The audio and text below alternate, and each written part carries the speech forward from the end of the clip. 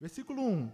14 anos depois, subi novamente a Jerusalém, dessa vez com Barnabé, levando também Tito comigo. Versos 2.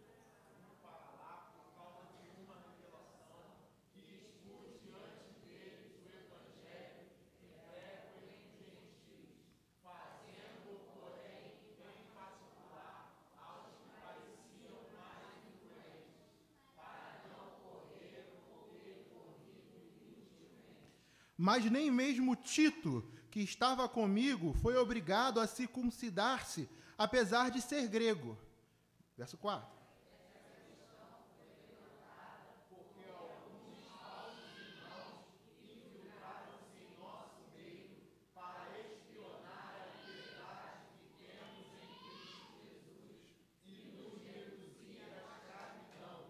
Não nos submetemos a eles nem por um instante, para que a verdade do Evangelho permanecesse com vocês.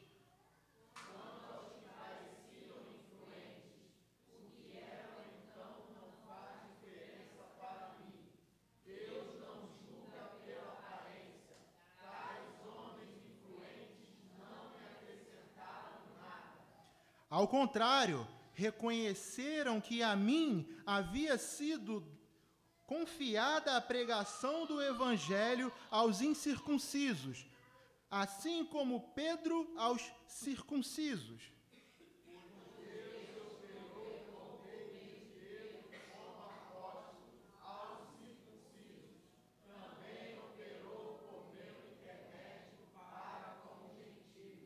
Reconhecendo a graça que me fora concedida, Tiago, Pedro e João, tidos como colunas, estenderam a mão direita a mim e a Barnabé, em sinal de comunhão. Eles concordaram em que devíamos nos dirigir aos gentios e eles aos circuncisos.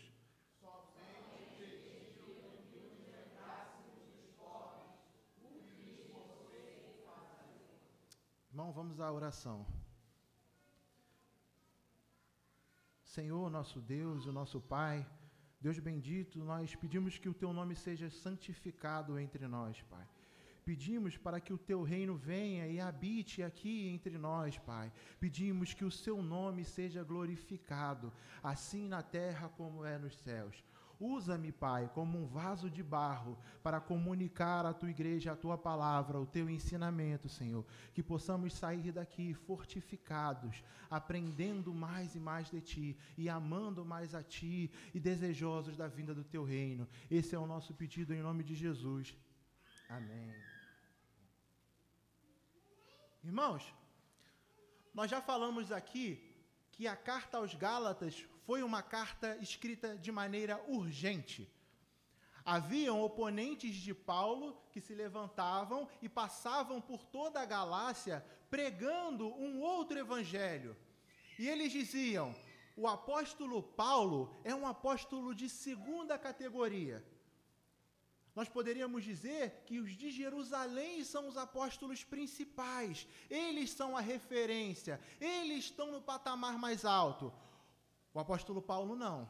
O apóstolo Paulo, ele aprendeu deles e está trazendo agora uma metade do evangelho. Falta mais um pouquinho para vocês. Paulo falou sobre o ministério da graça. Amém? Nós concordamos. Mas é necessário que vocês guardem a lei, que vocês se circuncidem e olhem para as datas de comemoração festiva judaica. Então isso acontecia, e Paulo então abre a sua epístola no capítulo 1, no verso 6, admirado. Irmãos, eu me admiro, porque de maneira tão rápida vocês abandonaram o evangelho de Cristo Jesus para seguir ao outro evangelho. E aí ele traz um ensinamento. Irmãos, nem mesmo que uma figura de autoridade aqui da terra, como ele diz, nem mesmo que um de nós, os apóstolos, ou nem mesmo uma figura de autoridade celeste, nem mesmo que os anjos preguem um outro evangelho para vocês. Vocês não devem ouvi-los. Do contrário, deve fazê-los maldito. Paulo coloca, então, a autoridade dos apóstolos, a autoridade terrena, como sujeita à mensagem do Evangelho, tanto quanto os anjos dos céus. Então, se um Evangelho chega ao nosso meio, que não o Evangelho de Cristo Jesus, revelado na cruz do Calvário, por sua morte sacrificial em nosso lugar, se esse Evangelho não basta, se precisamos de mais alguma coisa, se precisamos de um complemento, se precisamos de uma nova cara para isto, nós temos que o considerá-lo anátema, amaldiçoado. E Paulo prossegue, como nós expomos, do verso 11 ao verso 24 do capítulo 1, no último sermão, trazendo então o ensinamento quanto a como ele recebeu esse evangelho. Paulo vai dizer: eu era um dos judeus e um dos mais zelosos. Eu perseguia e buscava destruir a igreja do Senhor. Porém, Deus revelou a Cristo Jesus no seu determinado tempo e eu fui levantado para pregar aos gentios, com a missão para pregar aos gentios. Houve então um momento em que Deus se revelou a Paulo. E aí Paulo vai dizer: eu não fui a Jerusalém. Não, eu fui para a região da Arábia. Depois voltei novamente para Damasco. E só depois de 3 anos eu fui a Jerusalém. E ali eu conheci a Pedro e ao irmão do nosso Senhor, a Tiago. E eles não me acrescentaram a nada. Então ele termina dizendo que a igreja da Judéia deu um selo de aprovação quanto à sua pregação. Vamos olhar o versículo 23. Perdão, vamos começar do 22. Paulo vai dizer: eu não era pessoalmente conhecido pelas igrejas da Judéia, que estão em Cristo, apenas ouviam dizer: aquele que antes nos perseguia, agora está anunciando a fé que outrora buscava destruir. Irmãos, percebam, a igreja da Judéia está dando selo de aprovação para a pregação de Paulo. Em que sentido? Confirmando que a sua pregação consiste na mensagem que ele buscava destruir. E qual é a mensagem que Paulo buscava destruir? A mensagem apostólica, a mensagem do Evangelho. Então aqui nós temos já um selo de aprovação das igrejas da Judéia. E agora nós entramos na perícope. Perícope significa uma parte do texto que tem o seu início, meio e fim. Nós estamos trabalhando no capítulo 2, do verso 1 ao 10. Então essa perícope específica eu coloquei como sendo uma guerra, uma batalha de Paulo pela preservação do Evangelho, que consiste na unidade da igreja. Em outras palavras, Paulo trabalhou incisivamente a fim de que a igreja permanecesse unida em um único ponto central, o Evangelho. Amém? Então ele começa no versículo 1, dizendo: 14 anos depois, subi novamente a Jerusalém, com Barnabé, levando também Tito comigo. Paulo aqui está datando o seu tempo, 14 anos depois daqueles 3 anos que ele já havia ido a Jerusalém. Ele então tem agora a sua segunda viagem para Jerusalém. E ele introduz 2 personagens já conhecidos por todos nós. O primeiro é Barnabé, um judeu que acompanhou Paulo em sua primeira viagem missionária. E o segundo é Tito, um grego que Paulo o estima como um filho na fé. E é muito importante nós entendermos por que Paulo dá tanta importância de colocar aqui Tito. Paulo podia dizer que muito bem a figura conhecida por todos era Barnabé. Então eu fui com Barnabé para Jerusalém e vocês entenderiam, os gálatas entenderiam. Mas a figura de Tito é importante porque Paulo está mostrando uma figura representativa do seu ministério aos gentios. Tito era um grego, que se converteu ao Evangelho, que saiu do paganismo e veio para o cristianismo, foi transferido do reino das trevas para o reino da luz em Cristo Jesus. Então, Paulo leva a Tito com um único propósito: testemunhar. Este é Tito. Há os meus inimigos que estão dizendo que deva ser circuncidado, para que eles venham a viver a vida da fé judaica. Este é Tito, um convertido que partilha dos meus ensinamentos, e olha o testemunho dele. Tito, quem você é? E aí Tito diz: eu era um pagão, eu odiava a Deus, eu queria destruir a Deus, porém Deus me deu a sua graça, revelando Cristo Jesus em mim, e agora eu tenho uma nova vida em Cristo Jesus. E diante dessa realidade, os apóstolos em Jerusalém deveriam tomar agora uma iniciativa. O que nós vamos fazer? O que nós vamos fazer? Mas Paulo parece que não está buscando trabalhar toda a narrativa de maneira consequencial e bem detalhada. Vocês vão ver que Paulo, por 2 momentos, quebra a constância do argumento dele para tratar de outras questões que talvez poderiam nos induzir a um pensamento errado. Por exemplo, aqui ele já fala, no versículo 2, fui para lá por causa de uma revelação. Paulo está dizendo, olha, eu não fui para lá, para Jerusalém, para pedir uma confirmação dos apóstolos quanto ao meu evangelho. Não, eu não fui pedir para ele um auxílio quanto à perseguição que estava havendo ao meu ministério. Não, Paulo está lá dizendo, eu fui para lá por causa de uma revelação.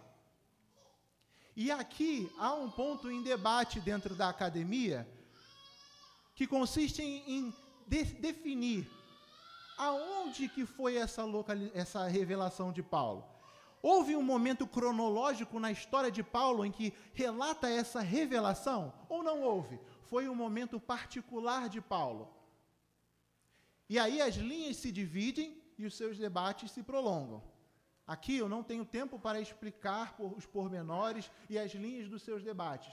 Então, os irmãos que tiverem interesse em conhecer um pouco mais e entender esses detalhes, podem me procurar no fim do culto, pode me mandar um WhatsApp que eu respondo. Mas eu defendo a primeira linha, que vai dizer que essa revelação que Paulo teve é referente à fome que viria em Jerusalém. Vamos abrir lá em Atos. Mantenha seu dedinho aí em Gálatas. Vamos abrir lá em Atos, capítulo 11.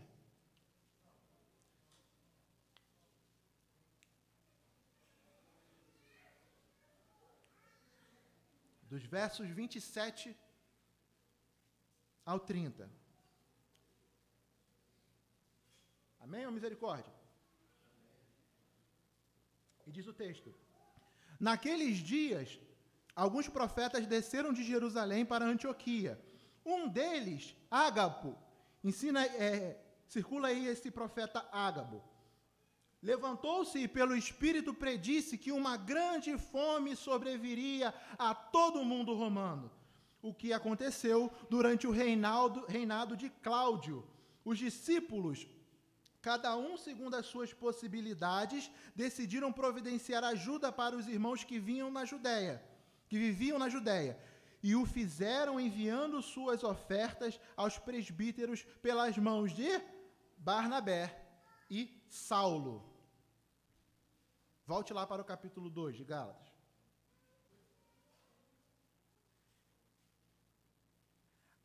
A resposta da igreja de Antioquia, ela foi imediata, prática e impressionante. A igreja de Jerusalém consistia em uma minoria enclausurada, que em outro momento havia compartilhado dos seus recursos entre si e circunvizinhanças. Mas agora elas precisavam de ajuda.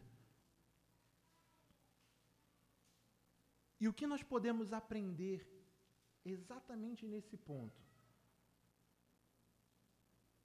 É que a nossa fé consiste em uma necessidade de uma união. Paulo ele vai tratar em sua teologia que nós somos o corpo de Cristo, unidos um com o outro pelo sangue do seu Cristo na cruz do Calvário. E Ele é o cabeça que reina sobre todos nós. Nós devemos entender e ter isso entranhado em nós, que os nossos atos de misericórdia são a necessidade da nossa unidade. Nós devemos ter mãos caridosas a abençoar, a dar ao outro, a auxiliar ao outro em todo o momento, porque nós somos um. E Paulo já mostrou aqui que a igreja entendia isso, mesmo espalhada em suas regiões. A igreja sabia, há necessidade lá. Então, é para lá que eu vou me direcionar para auxiliar. É para lá que eu vou enviar os recursos. Então, irmãos, nós devemos ter essa consciência de misericórdia, de auxílio, de serviço. Se a igreja necessita, nós devemos nos dar a nossa vida, a nossa mão em serviço ao rei e ao reino. E Paulo prossegue: expus diante deles o evangelho que prego entre os gentios, fazendo-o, porém, em particular aos que pareciam mais influentes, para não parecer... para não correr ou ter corrido inutilmente. Paulo, então, ele está dizendo, eu fui para lá com esse primeiro propósito, socorrer a necessidade de Jerusalém. Porém, eu me dediquei, eu me inclinei a sentar num íntimo com os apóstolos, com as autoridades de Jerusalém, para que a gente pudesse conversar e eu dizer para eles o que eu vinha pregando entre os gentios. E aí ele diz, para que eu não venha correr ou ter corrido inutilmente. Irmãos, todo bom obreiro do Senhor já se perguntou em algum momento se não está desperdiçando a sua energia em alguma questão que não vale aquele momento todo de importância agora. Todo bom obreiro já se perguntou se não está correndo desesperadamente para uma direção a qual não é a correta naquele momento. E se vocês nunca se perguntaram isso, eu deixo para vocês um convite. Irmãos, sirvam a igreja local de vocês. Porque, mediante ao serviço do reino, é certeza que em algum momento essa questão irá brotar no coração de vocês. Mas o ponto de Paulo não é esse. Por mais que possa parecer, Paulo não está aqui tentando validar a mensagem do Evangelho, conversando com os apóstolos. Não. Eu concordo com Timothy Kelly, que ele vai dizer que Paulo aqui está expressando um medo interno do seu coração.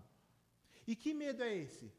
Há dois motivos mais prováveis. O primeiro é que a oposição de Paulo, os falsos mestres com seus ensinamentos contrários ao Evangelho, estariam minando as mentes e os corações dos crentes fiéis, ao ponto de que o seu ministério possa ser infrutífero relativamente. O medo de Paulo é que essa guerra que ele estava tendo constantemente com seus opositores pudesse causar uma luz de dúvida, uma luz de preocupação acerca da mensagem do Evangelho na mente e nos corações dos cristãos piedosos. Então, eles abandonariam o ministério da graça de Deus e iriam servir ao ministério da lei, a qual Paulo já expôs para nós, que irá nos conduzir à escravidão. O segundo ponto de preocupação de Paulo era em relação àqueles de Jerusalém. Paulo não sabia como os apóstolos, como a liderança de Jerusalém estava. Então ele tinha um medo, um anseio de chegar lá e lidar com os líderes da igreja de Jerusalém, agora bebendo de todo o ensinamento dos falsos mestres e dizendo, olha, eu acho que eles têm razão. Os gentios precisam ser circuncidados para fazerem parte da família da fé. Se isso acontecesse, nós teríamos um grande cisma, uma grande separação já nos primórdios da igreja. De um lado teríamos Paulo dizendo: ei, somente o ministério da graça, somente o ato voluntário de Deus de salvar as nossas vidas em Cristo Jesus pode nos dar paz, pode nos dar a esperança e contentamento nele e nada mais. E do outro lado teríamos os apóstolos de Jerusalém com sua liderança e os falsos mestres ensinando que todos aqui são judeus. E nem todos são salvos. Mas aqueles que querem ser salvos em Cristo Jesus precisam se tornar judeus. Então nós teríamos uma grande guerra de um lado para outro. E essa era a preocupação de Paulo. A preocupação de Paulo é que já no começo da caminhada da igreja já houvesse uma ruptura. Então ele foi com fogo no coração para poder falar com os apóstolos, a fim de que isso não sucedesse. Mas aqui há a primeira quebra. Paulo depois ele continua dizendo, versos 3, mas nem mesmo Tito, que estava comigo, foi obrigado a circuncidar-se, apesar de ser grego. Paulo coloca da seguinte forma: eu estou muito preocupado com vocês.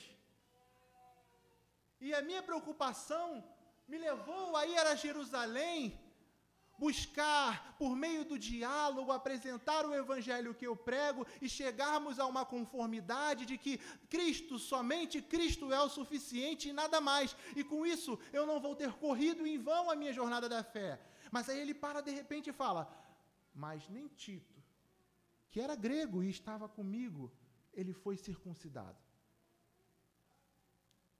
Para mim, toda essa estrutura de Paulo mostra muito mais a dificuldade que o ambiente se deu.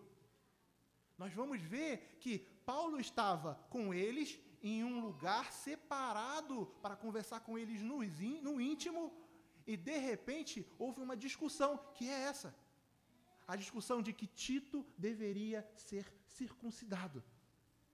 E como surgiu essa questão? Ele vai dizer no versículo 4. Essa questão foi levantada porque alguns falsos irmãos infiltraram-se em nosso meio para espionar a liberdade que temos em Cristo Jesus e nos reduzir à escravidão. Percebem? A segunda quebra. Paulo fala, Timóteo não foi obrigado a circuncidar. Enquanto ele contava a sua narrativa de como foi o acontecimento, ele para e diz, Timóteo não foi obrigado a ser circuncidado. E agora ele vai explicar o porquê. Por que Timóteo não foi obrigado? Que questão foi essa que foi levantada para que Timóteo seja exigido a circuncisão? Aí ele diz, porque haviam falsos irmãos que estavam em nosso meio, e eles estavam incitando isso. Recapitulando aqui esse acontecimento, Paulo está trabalhando da seguinte maneira: eu fui para Jerusalém com Barnabé e Tito, chamei os apóstolos, os líderes, para conversar no íntimo. E quando estava conversando com eles, falsos irmãos se infiltraram no meio da gente e começaram a dizer, ei, peraí, tem alguma coisa errada aqui. Eu estou entendendo que o ministério da graça tem sua importância, aleluia, mas olha, tem um pagão incircunciso ali fora, Tito está ali, ele precisa ser circuncidado, sabe por quê? Porque a nossa reunião aqui, ela é santa, e Deus não vai tolerar o paganismo em nosso meio. Vamos circuncidar a Tito, temos que circuncidá-lo. E o que Paulo faz no meio disso? Ele vai dizer, no versículo 5, não nos submetemos a eles, nem por um instante, para que a verdade do Evangelho permanecesse entre vocês. Percebem? Há uma discussão, há um calor da discussão naquele momento. Paulo fala, olha, calmem vocês que estão ouvindo, eu não me submeti a ninguém, Tito não foi circuncidado. E eu fiz isso, eu exigi que isso não acontecesse, para quê? Para que a verdade do Evangelho permanecesse. E é muito interessante observarmos como Paulo ele vai trabalhar alguns contrastes. De um lado, ele fala sobre o verdadeiro evangelho, combatendo de frente com os falsos irmãos. Do outro lado, ele fala sobre a liberdade que temos em Cristo. E do outro lado, ele fala sobre algo que nos reduz à escravidão. Paulo ele já está trazendo aqui uma introdução do que ele vai trabalhar na perícope posterior, que é a obediência à lei nos conduzirá à escravidão. A obediência cega à lei do Senhor, a lei de Deus, nos conduzirá à escravidão. Mas a vida da fé em Cristo Jesus nos traz liberdade. E Paulo não aprofunda isso aqui. Paulo ele simplesmente coloca como que trazendo uma expectativa. Ouçam isso.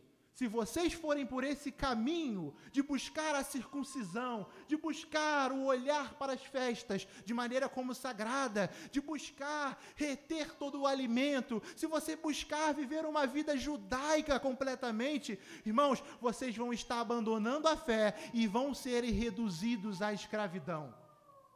Cristo, somente Cristo basta, Ele é a nossa liberdade. E é no verdadeiro evangelho do Cristo que nós podemos alcançar a graça e a paz. Por meio da lei, nós só vamos para a escravidão, nós não teremos graça, nós não teremos alegria e contentamento em Deus. Irmãos, o que isso comunica para nós hoje? Comunica a importância de vigiarmos quanto ao nosso coração. Vigiar, saber se não estamos colocando nas práticas das nossas mãos a nossa salvação. Se não estamos colocando no limiar do comprimento do vestido da irmã a prática da piedade. Se não estamos colocando um brinco ou um piercing ou uma maquiagem exagerada como uma forma de dizer: ei, isso que você está fazendo não é de Deus e não os levará para a salvação.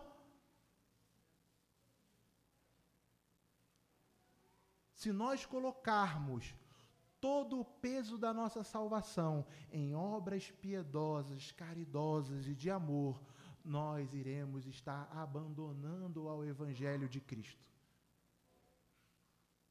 Pois como Paulo já nos mostrou, tudo isso só nos levará ao caminho da escravidão. Todo o legalismo conduz à escravidão. E Paulo prossegue. Quanto aos que pareciam influentes, o que eram então não faz diferença para mim, Deus não julga pela aparência, tais homens influentes não me acrescentaram em nada. O que Paulo coloca aqui? Ei, tem os líderes lá de Jerusalém, eu fui falar com eles, eu defendi a nossa causa, a causa do Evangelho, e eles não me acrescentaram nada. E o ponto para mim que é muito importante e que é muito debatido é essa questão. O que eram então não faz diferença para mim. Deus não julga a aparência. Um teólogo talvez conhecido entre nós, chamado James Dunn, ele leva a ideia de que Paulo aqui, ele está trabalhando um perfil um pouco arrogante. Uma ideia de que eu reconheço quem os apóstolos é. Eu reconheço, mas eu tenho o meu lugar. Então, eu não me coloco inferior a eles. É de igual para superior. Mas eu não entendo dessa maneira. Eu não consigo enxergar dessa maneira. Pelo contrário, eu entendo que Paulo está dizendo aqui: olha, eu reconheço que os apóstolos, tanto Pedro como João, foram discípulos íntimos do Senhor. Eu reconheço. E eu reconheço que Tiago foi o seu meio-irmão. Contudo, o que eles eram não faz diferença para mim. O que eles eram não me importa. É Deus que vai julgar a aparência, é Deus que vai julgar os títulos, é Deus que vai julgar os cargos. Para mim, o que importa? A mensagem do Evangelho. Para mim, o que importa? A centralidade do Evangelho. Então, não diz respeito a uma arrogância, não diz respeito a colocar os líderes de Israel como sendo inferior e Paulo superior. Não. Diz respeito ao entendimento do que tem mais importância para Paulo, de o que é mais importante naquele momento. E o que era mais importante para Paulo? A mensagem do Evangelho. Então ele prossegue. Versículo 7. Ao contrário, reconheceram que a mim havia sido confiada a pregação do Evangelho aos incircuncisos, assim como Pedro aos incircuncisos. O que Paulo está dizendo aqui? Eles entenderam que há ministérios diferentes de atuação, mas que a centralidade da mensagem é o mesmo, o Evangelho de Cristo Jesus. Eles entenderam que Paulo recebeu de Deus a mensagem do Evangelho com um propósito: levá-los aos gentios, aquele povo não judeu. E Pedro recebeu a mensagem do mesmo Evangelho, porém para levar aos judeus. Então não há aqui uma diferença de discurso, não há uma briga de diálogo, de um lado Paulo, de um lado Pedro. Não. O que há aqui é uma diferença de ministério. Paulo tinha como seu ministério levar a palavra aos gentios. Pedro tinha como seu ministério levar a palavra do Evangelho aos judeus. E o texto prossegue. Pois Deus que operou por meio de Pedro como apóstolos aos circuncisos, também operou por meu intermédio para com os gentios. O que Paulo está confirmando aqui é a operação de Deus por intermédio do Espírito. Lembra que eu falei para vocês que Timóteo estava lá? Timóteo serviu como essa testemunha. Quando o diálogo acalorou, Paulo prosseguiu defendendo a centralidade do Evangelho e apontando para Tito. Ei, olhem para Tito. Tito é um grego, Tito é um pagão, mas não mais. Porque pela graça de Cristo, ele foi transportado do reino das trevas para o reino da luz. Pela graça de Cristo, pelo sacrifício de Jesus, ele agora foi lavado e redimido, ele é uma nova pessoa. Então os apóstolos olharam e viram, olha, essas diferenças do ministério têm a sua comprovação por meio do Espírito. Qual comprovação é essa? Tito está aqui. Não tem como eu negar que o ministério de Paulo é uma farsa. Nós temos aqui um pagão diante dos nossos olhos que foi convertido pelo Senhor, que foi operado pelo Espírito Santo em seu interior e que hoje vive uma nova vida. Então nós não podemos negar a operação do Espírito por meio do ministério de Paulo e por meio do ministério de Pedro. Então ele prossegue, versos 9. Reconhecendo a graça que me fora concedida, Tiago, Pedro e João, tidos como colunas, estenderam a mão direita a mim e a Barnabé como um sinal de comunhão. Aqui há um outro teólogo, Ferdinand Bauer, um nome esquisito alemão, que ele vai dizer que, olha, Paulo está tratando eles como uma figura aleatória, em todo momento. Aqueles que pareciam ter alguma autoridade. Mas agora, Paulo tem a sua relevância, os apóstolos têm a sua relevância, os líderes têm a sua relevância, porque agora ele os chama de coluna e o colocam no lugar de centralidade. É bonito, mas não tem nada a ver. Na verdade, é o mesmo diálogo de anterior. Paulo não está trazendo nenhum embelezamento, nenhum engrandecimento para o ministério apostólico de Jerusalém. Ele respeita, ele honra. Não é à toa que ele senta lá para poder defender a ideia da união. Há um respeito voltado para isso, mas não há um engrandecimento. E qual é o motivo disso? Por que Paulo, em nenhum momento, dá a glória a quem é digno de glória? Essa faz parte da teologia de Paulo. Dá o que é de direito a alguém. Por que Paulo não faz isso? E a resposta está no contexto. Vocês lembram que Paulo estava em constante debate com seus opositores. E qual era o discurso dos seus opositores? Os de Jerusalém são maiores. Paulo é inferior.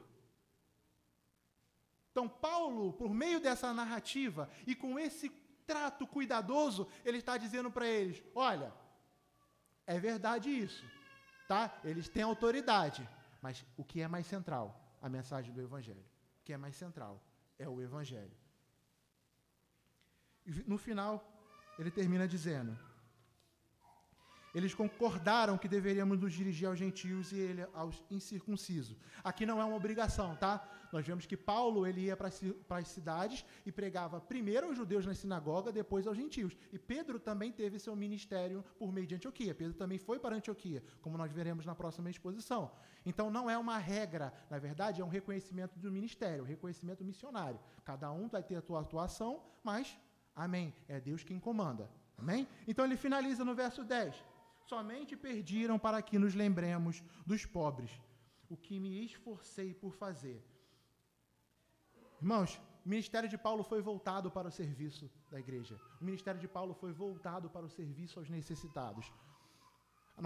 Nós abrimos essa epístola trabalhando a ideia de que Paulo foi para Jerusalém com o propósito de ajudar, estender a mão para uma igreja que tinha necessidade. A igreja da Macedônia, rica e poderosa, Paulo diz, por favor, disponham das suas riquezas, disponham do seu dinheiro para ajudar o meu ministério e para ajudar a igreja da Judéia. Então, Paulo sempre se dispôs, é por isso que ele pode dizer com convicção que eu me esforcei por fazer. Que eu me esforcei por fazer. E como nós podemos aplicar, dar uma aplicação final para tudo isso que nós aprendemos? Paulo foi para Jerusalém para discutir uma questão que, se não discutida, poderia levar a uma enorme divisão. E ele fez isso com uma coisa em mente. A mensagem do Evangelho, ela é poderosa para nos unir a Cristo Jesus. E somente ela é o ideal para que nós possamos permanecer unidos. O ponto é, havia uma discussão que levaria à separação da igreja. Mas o que era central? A mensagem do Evangelho. Quando eu estava para me casar, eu fiz o meu voto para Letícia e eu falei para ela o seguinte, Letícia, eu certamente vou te decepcionar. Eu certamente vou te decepcionar. Mas eu só te peço uma coisa, que se lembre da aliança que nós estamos fazendo diante do Senhor. E não para os meus erros, e não para os meus pecados.